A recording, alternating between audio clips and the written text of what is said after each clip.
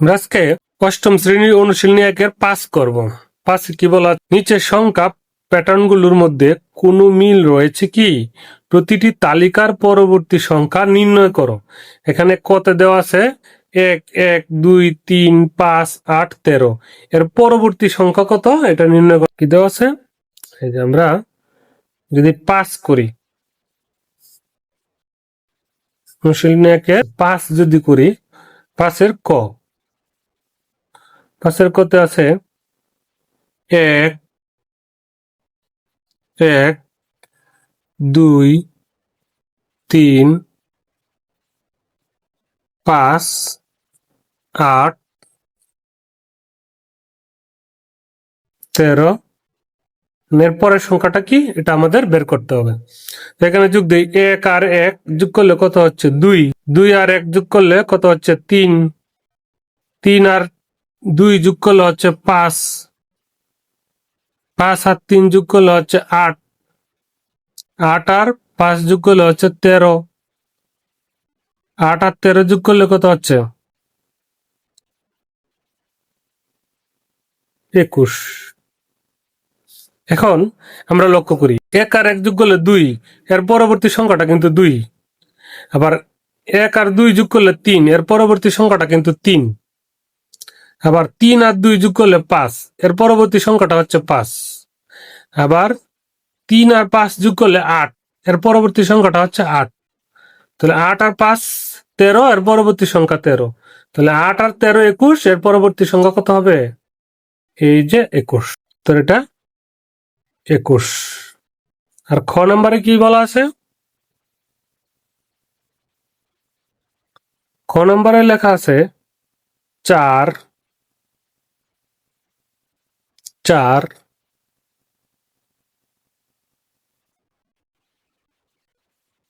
5, 6, 8, 11। এর পরেরটা বের করতে হবে। এটাতে আমরা দেখি তো 4 থেকে 4 বিয়োগ গেলে কত হয়? 4 থেকে 4 বিয়োগ গেলে 0 হয়। 5 থেকে 4 বিয়োগ দিলে 1 হয়। 6 থেকে 5 বিয়োগ দিলে 1 হয়। তাহলে 8 থেকে 6 বিয়োগ দিলে 2 হয়। আবার 11 থেকে 8 বিয়োগ দিলে 3 হয়। তাহলে এটা কত হবে? তাহলে আমরা একটু দেখি তো, এখানেরটা বের করতে গেলে এখন আবার এটাকে দেখতে হবে।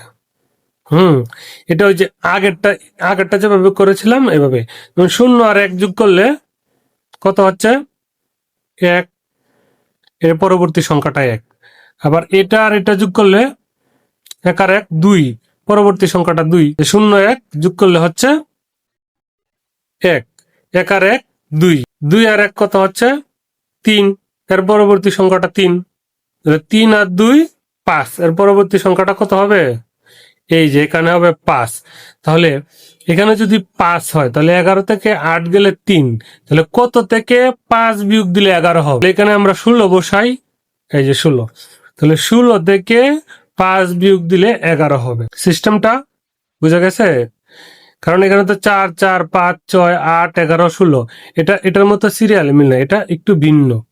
তাহলে আগে এইগুলো পার্থক্যগুলো আমরা বের করব, করে দেখবো এই পার্থক্যটার মধ্যে কোনো সারি মিল আছে কিনা। তাহলে এখানে 0 1 1, 1 1 2, এর পরের সংখ্যা 2, 2 আর 1 3, পরের সংখ্যা 3, 3 2 5, পরেরটা 5।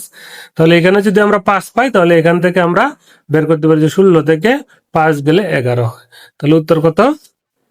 উত্তর হচ্ছে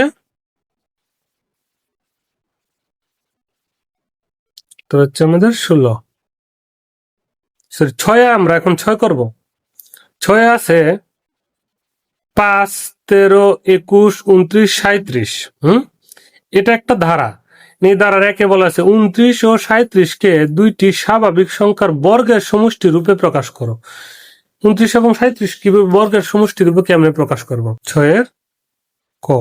তো 29 এবং 37 কে বর্গের দুইটা বর্গের সমষ্টি। তাহলে 29 থেকে ছোট বর্গ সংখ্যাগুলো কত, যেগুলো পূর্ণবর্গ? 4, 9, 16, 25। আর 37 থেকে 4, 9, 16, 25, 36 এগুলো হচ্ছে পূর্ণবর্গ, কারণ এগুলোকে একই সংখ্যা দিয়ে গুণ দিলে 4 4 34, 5 5 25, 4 4 16, 3 3 9, 2 2 4। এখন 29 কোন দুইটা যোগ করলে 29 হয় দেখি তো? 4 আর 25 29 হয়? হ্যাঁ, 4 আর 25 29 হয়। তাহলে সুতরাং 29কে আমরা যদি দুইটা বর্গের সমষ্টি রূপে প্রকাশ করি তাহলে হবে 2 স্কোয়ার যোগ 5 স্কোয়ার। তাহলে 2 দুগুণে 4, 5 5 25। এটা একটা উত্তর।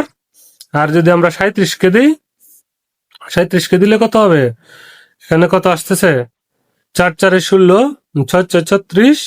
ও আচ্ছা, আরেকটা সংখ্যা আছে এখানে, 1 আছে। হ্যাঁ, 1 1 1 1 1 1 1 4 1 4 9 16 25, 1 4 9 16 25 36, কারণ 1 1 1 যায়। তাহলে এখানে হচ্ছে 37, তাহলে 1 দিয়ে আর 6 দিয়ে যাবে, 1 স্কোয়ার যোগ 6 স্কোয়ার, 6 6 36, 1 1 1, তাহলে হচ্ছে 37। এটা উত্তর।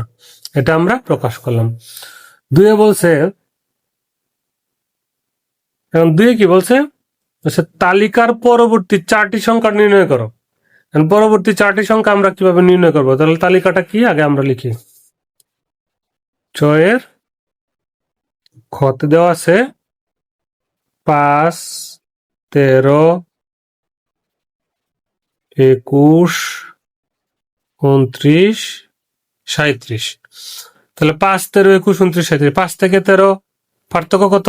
এখানে 8। 13 থেকে 21 পার্থক্য কত? 8।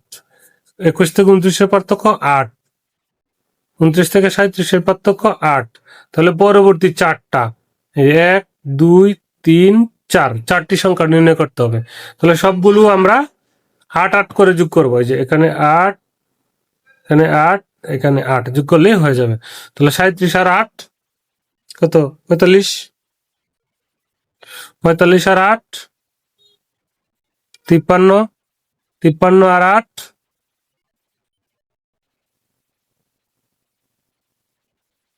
61। 61 আর 8 69। তাহলে উত্তর কত? উত্তর 45, 53, 61, 69। হ্যাঁ। 6 গতে বলছে তালিকার প্রথম 50টি সংখ্যার সমষ্টি নির্ণয় করো। 50টি সংখ্যার সমষ্টি আমরা কিভাবে নির্ণয় করব? তাহলে আমরা তালিকাটি কি আছে? 6 গ। 6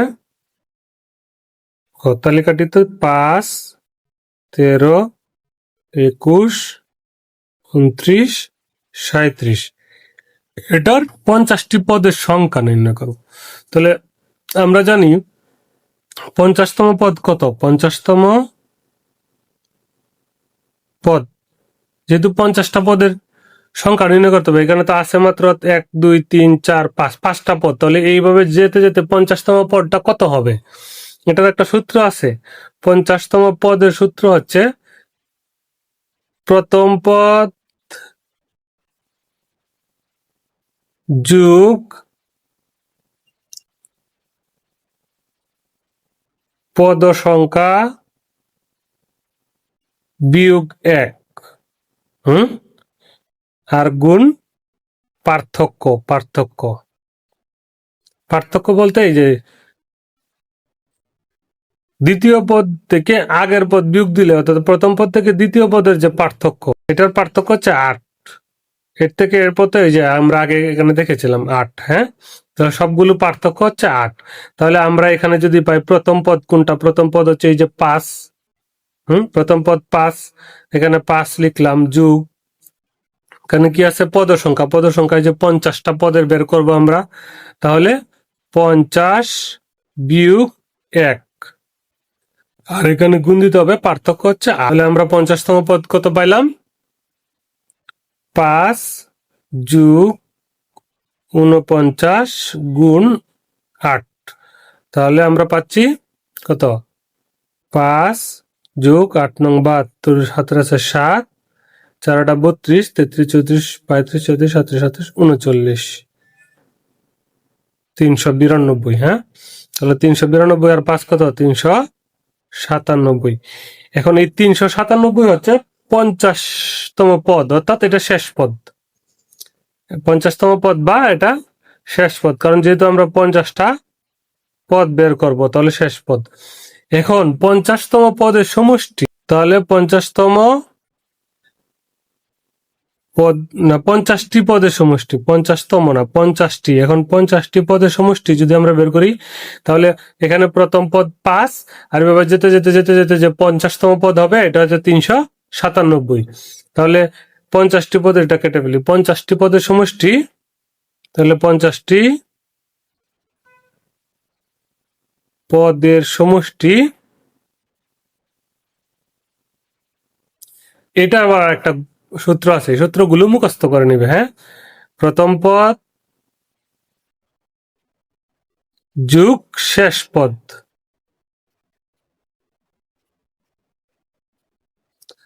ভাগ 2, প্রথম পদ যোগ শেষ পদ ভাগ 2 গুণ পদ সংখ্যা, তাহলে প্রথম পদ কত, প্রথম পদ হচ্ছে 5 যোগ শেষ পদ কত, 397 ভাগ 2, তাহলে পদ সংখ্যা হচ্ছে 50, পদ সংখ্যা 50।